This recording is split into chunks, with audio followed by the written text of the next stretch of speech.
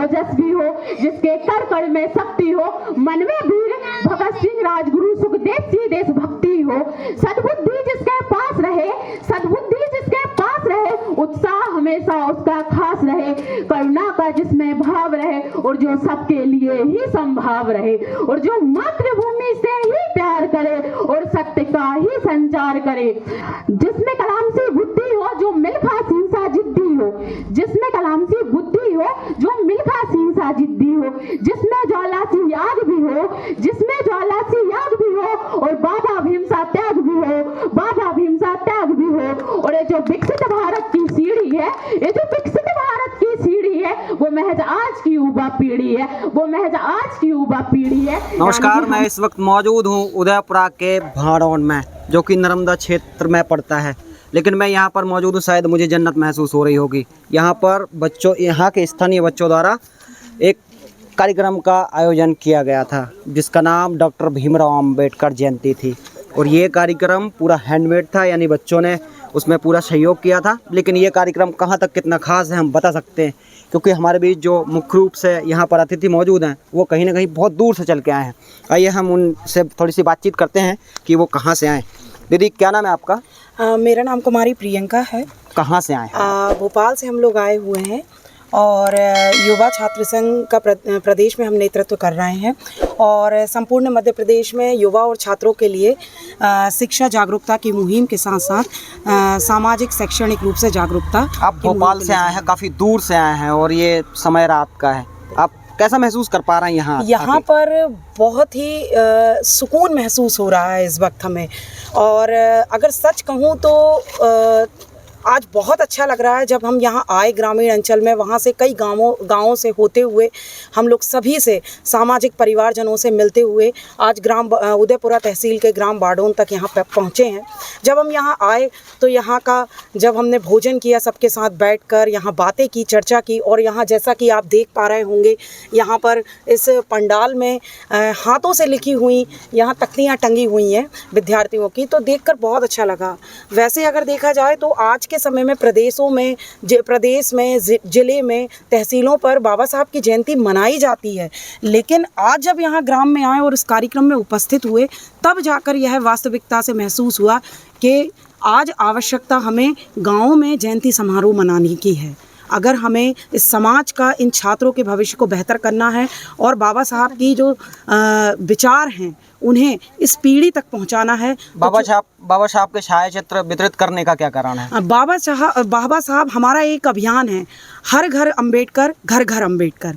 बाबा साहब के जो छाया चित्र, ऐसे 100 छाया चित्र हम इस पूरे रायसेन जिले के लगभग जो ग्रामीण अंचल हैं उनमें हम वितरित कर चुके हैं और अलग अलग ज़िलों में भी हम वितरित कर रहे हैं। और चूँकि यहाँ यह इस मुख्य अवसर पर बाबा साहब के छाया चित्र जो यहाँ वितरित किए गए हैं, ताकि जो हमारे छाया चित्र हैं जब घर घर तक पहुँचे बाबा साहब के, तो कम से कम ये जैसे हमारे समाज के जो छोटे छोटे बच्चे हैं जब उन्हें देखें तो उनके बारे में प्रश्न करें, उनके हृदय में प्रश्न आए और उनके विचारों और शिक्षाओं का भी अध्ययन करें। इसलिए हमने बाबा साहब को हमारा यह अभियान चला रहे हैं, घर घर अंबेडकर, हर घर अंबेडकर। चलिए, आपका धन्यवाद हमसे बात करने के लिए। हमारे साथ छात्र संघ के जिलाध्यक्ष भी मौजूद हैं भोपाल से, आजाज के। हम 2 मिनट उनसे भी बातचीत करना चाहेंगे। ये पूरा कार्यक्रम आपके सहयोगी द्वारा, खासतौर से मनोहर, करण और तमाम आपकी जो बहनें हैं उनके द्वारा आयोजित किया जाता है। किस प्रकार का और नवाचार चाहते हैं आप यहाँ पे? हम नवाचार, मैं आपको बताऊं, पहले ही मैं विगत 3 वर्षों से कार्यक्रम चल रहा है और है प्रथम कार्यक्रम है जो छात्रों के द्वारा आयोजित किया जाता है।